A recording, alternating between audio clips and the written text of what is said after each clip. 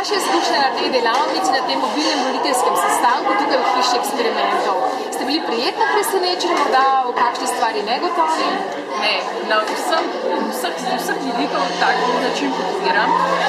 Se mi zdi zelo v redu, da si je pravzaprav naša razredničarka dovolila, da povabiti na malo drugačno srečanje in menim, da so tudi starši ostali zelo dobro sprejeli, ker večinoma smo vsi tukaj.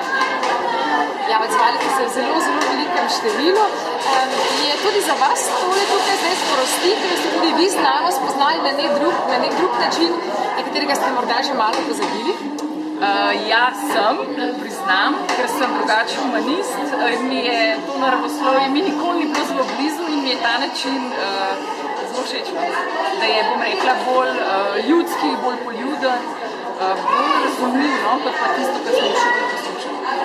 Ob kakšnem vprašanju, ki vam ga zastavi vaš otrok z področja znanosti, z katerega koli področja naravoslovja, pa ste zadregi?